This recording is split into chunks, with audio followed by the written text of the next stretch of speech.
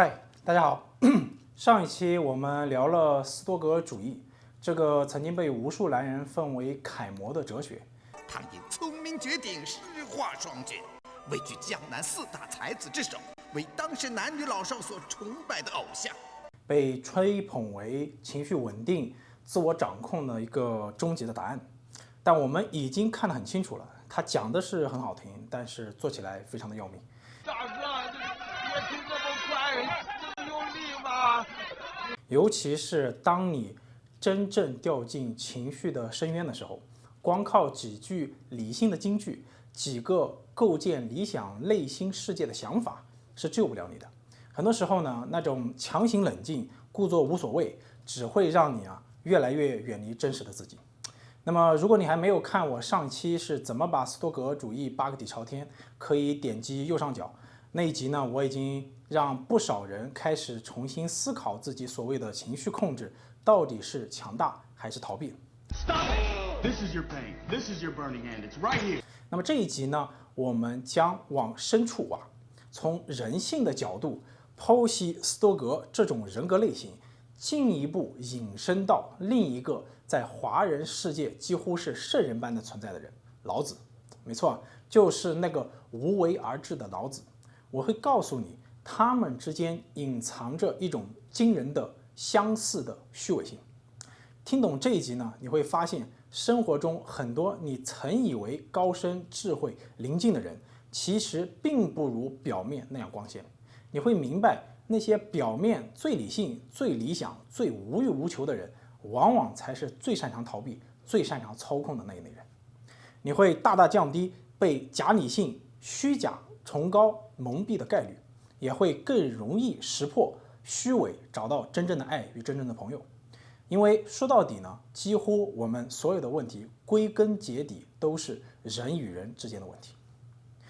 我们先从一个小故事讲起。说到斯多葛呢，我们这次依然要追回源头，就是 Zeno 这个人本身，看创始人自己是否做到了他嘴上的理性克己。Zeno 呢，生活在公元前300年左右，是斯多葛主义的创始人。他本身呢是个富商，有一天出海，结果船沉了，财产尽失。他流落到的雅典，在一个书店偶然读到苏格拉底的故事，被感动了，转而学习哲学，最后创立了斯多葛学派。据历史记载，Zeno 后来成了备受尊敬的老师，但他一生都非常严苛地控制自己，不近女色，生活极简。有一次，有个弟子他不小心弄坏了他的椅子，他当场大发雷霆，却在暴露过后马上鞠躬道歉。最后呢，他摔断了自己的腿，在那个时代他就几乎是没有办法医治的，于是他选择了绝食自尽。这个被认为是一种优雅的掌控了自己的死亡。其实很多人没注意到一个关键问题斯多葛主义不只是难以做到，而是连他的创始人 Zeno 自己也根本做不到。你们看他的故事，一个富商一夜之间破产，转身说没关系，这是命运的安排。人如果真的欣然接受失去了一切，会去变卖自己的家产，钻进哲学书的世界吗？在那儿一待就是几十年？其实这更像是一种对于现实的逃避。他内心其实可能是极度的痛苦，哲学就是他逃避这种痛苦的良药。很多你以为是看透人生的人，其实只是躲在书后面喘气。他们不是更理性了，而是更怕面对真实了。我本身也是一个哲学迷，我明白那种置身于哲学中翱翔，可以把尘世间的所有的痛苦都忘却的感觉，那种感觉真的很棒。但是那不等于我不痛苦我离开了哲学之后，我依然痛苦所以为了消解这种痛苦，我会选择来做自媒体。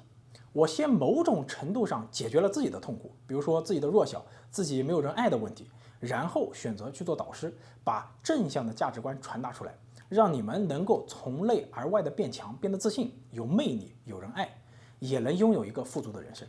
这就是我对抗痛苦的方式但是我是绝对承认痛苦的，而不是说我可以靠自己的臆想就不痛苦，不在乎。你们的点赞和订阅其实就是我持续更新的动力，否则我做这件事的意义就无从谈起了。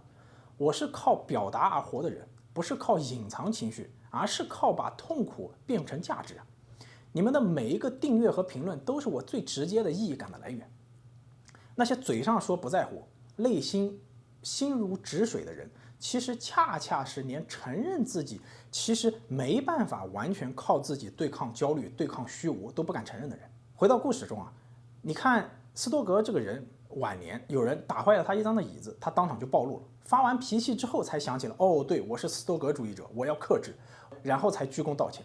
这就很像我们身边的那种看起来超级理性、超级稳重的人，情绪明明炸了，还要在事后装作我其实是在自省，我其实是根本没有所谓的那种感觉。那个不是自省啊，那是演给自己的一场戏啊，是情绪来不及掩饰之后的修补。那我们讲完了斯多格的虚伪，我们再来说说老子的虚伪。你可能觉得我在亵渎圣人呢，但我告诉你，很多千古圣贤的伪装比今天的网红还要精致。这个被无数华人奉为东方智慧的代表的人，其实上忽悠了我们几千年。老子最核心的一句话是什么呢？就是无为而治。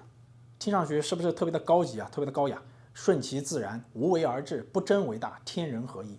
仿佛他超然于一切权力与欲望之上，是一个看透世界、无欲无求的大哲人。可你有没有想过，如果他真的无为，他为什么还要写书呢？写书、讲道、传世、教人治国，这不全是有为吗？甚至写下5000言的《道德经》，用最晦涩的语言，用最抽象的词汇，打造一个让后人无限解读、无限膜拜的一个思想体系。这个简直就是古代的内容运营之王啊！你说他无为啊，可他自己是为得一塌糊涂，又是写书，又是宣传，又是行为艺术，否则别人怎么知道他呢？这就像今天的某一种佛系的博主，每天发不要执着，结果内容更新比谁都勤快。说到底，所谓的无为，只是内容 IP 的一种人设而已。你要说他天人合一吧，那他怎么就从来没有讲清楚天和人到底怎么合，谁来合，怎么做到？老子、庄子、孔子这些人本质上就是几千年前的思想网红，他们需要流量，也需要立人设，讲故事引发共鸣。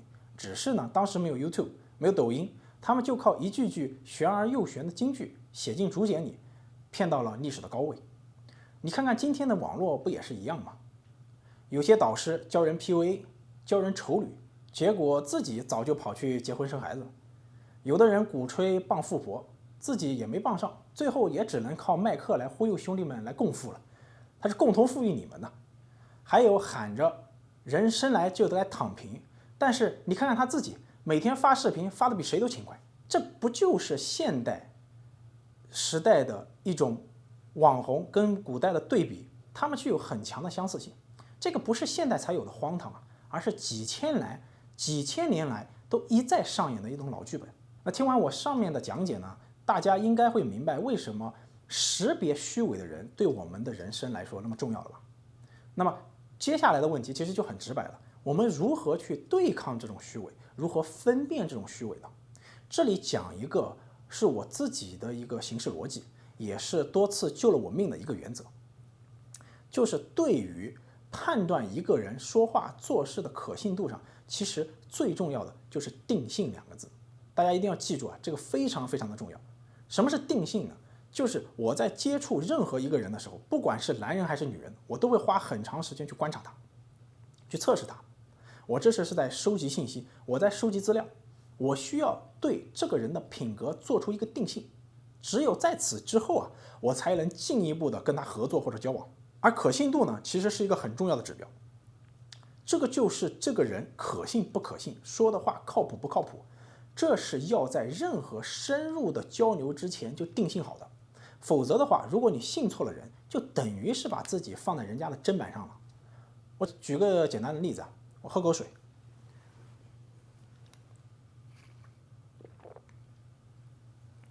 哎，说到口渴。举个简单的例子，美国的陪审团制度其实本质上就是一种定性机制。我们每一个人在生活中也会判断一个人的可信还是不可信，而陪审团制度就是把这种判断程序化了。它不是决定你要坐几年牢，而是判断你到底有没有犯罪。比如大家都听过的著名的案件叫辛普森案，这个是上世纪90年代轰动全美的一个谋杀案。黑人橄榄球运动员 O.J. Simpson 在被控杀害了自己的前妻和他的朋友，在警方呢，就是在他家里啊发现了一只血手套，这是整个案件中最为关键的证物之一。记住啊，这是个黑人，而那个提供这只手套在现场被发现的证据的人，就是一位叫 Mark Furman 的白人警察。也就是说啊，这个警察如果是可信的，那么这只血手套就可能是辛普森犯罪的铁证。但如果这个警察不可信，那这只手套很可能是被他栽赃陷害的。大家不要诧异啊，这个在美国这种三权分立的制度下，警察弄假证去栽赃不是什么特别稀奇的事情。所以呢，他的证词是极其重要的，而他在证词当中的可信度也是极其重要的，他是整个案件的定罪支柱。但问题就出在这儿，在法庭上呢，这个警官信誓旦旦地说自己从来没有种族歧视，从来没有用过侮辱性词汇。结果辩护律师找到了一堆他过去说的种族歧视的言论的录音和证据，甚至直接播放给陪审团听。这一下子他整个人的信用就崩了。对于陪审团来说，不是他的证词的内容有没有用，而是他这个人到底还值不值得信了。那个手套的可信度已经降为0了。他一旦在种族问题上撒过谎，就算他说的是对的，陪审团也不愿意再相信他了，因为人设一崩啊，证词也就崩了。但你换个角度想想，如果他一开始就坦诚地说，我过去确实说过一些不正当的话，但是在这个案子里我确实是讲真话的，反而还可能保留一部分的可信度。他承认了自己的问题，反而会让人觉得他这次可能没有在掩饰。这就是陪审团机制的精髓，他们不仅是在听证词，而是在看这个人你到底值不值得相信。那么我们在判断一个人值不值得信的时候，看的不是他讲了多少的道理，而是他这个人能不能信。你想，斯多格主义的创始人，他连自己都能骗，假装平静，假装清高，那你觉得他讲的那些人生哲理真的是为了你好吗？他连自己都骗，他还会舍不得骗你吗？骗你的。人类社会的真相，其中一个非常重要的一个真相，就是总有人是要靠虚伪的活着，而另一些人呢，要靠相信虚伪活着。到头来呢，被忽悠的那些人就活得人不人鬼不鬼的，自信被抽离，判断力也被摧毁，只剩下顺从和麻木。所以呢，批判性的思维才非常非常的重要。你可以说我骂人呐，你也可以来骂我，你也可以来找我的茬，告诉我哪句话我说的不对，告诉我是个傻屌，我都欢迎。只要你言之有理，要真的懂，要真的说出一定的道理来。如果你是对的，我真的会感激你。比起当一个高高在上的导师啊，我更愿意当一个敢说、敢认错、敢改的人。那至少是一个活人呐。当然呢，我上面说的这些东西呢，也不是要完全否定老子啊，也不是说完全否定斯多格这个人。其实啊，整本《道德经》里面，我最喜欢的一句话就是开头的那句“道可道，非常道”。为什么呢？因为这一句老子是说出了一句很重要的实话：最高深的道理是说不清楚的。你一旦说出口了，它就已经不是那个真正的道了。真正的道，只能体会，只能感受，却不能精确的表达。你越是用语言去定义它，它就越脱离本质。这一句呢，是老子少有的真诚的时刻。这一刻呢，他承认了语言的局限，承认了世界的复杂，也承认了人类认知的边界。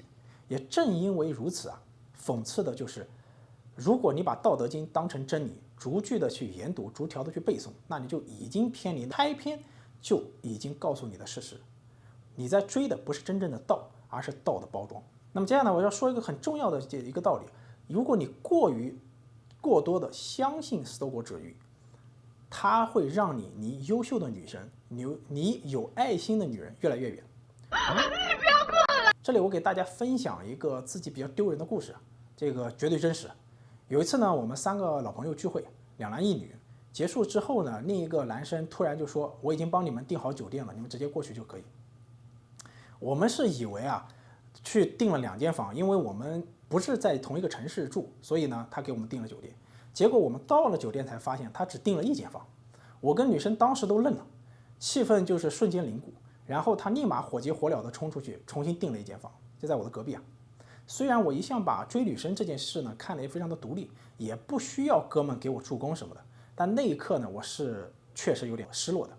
我心里其实在想啊，就算你不想和我上床，也不至于跑得这么快吧？你搞得好像我要把你吃掉怎么？然后第二天呢，我就找他聊了聊，我就问他，你昨天为什么跑得那么快？其实你这样搞得我很尴尬。就算我们什么都不做，坐下来聊聊天，喝杯水再走也不迟嘛，对吧？咱们都是成年人了。你知道他是怎么回答的吗？他说我不是怕你，我是怕自己不赶紧走就真的走不掉了。他说他当时心里很乱，他怕留下来就不想走了。当然，这是在我们后来上了床之后他才告诉我。他还说呢，就是那一刻啊，他觉得我特别的可爱。就是他突然要走的时候，我脸上那种手足无措呀，然后不知所措的样子，让他的印象特别的深。你看，如果我当时用的是那一套斯多葛主义的逻辑，哦，没事，他走了，没关系，我不伤心，外界不能影响我，我是无敌的，但后面会什么都不会发生了，也不会有那晚的这个交流，也不会有我们后来的关系啊。直到现在呢，我们其实依然都是朋友。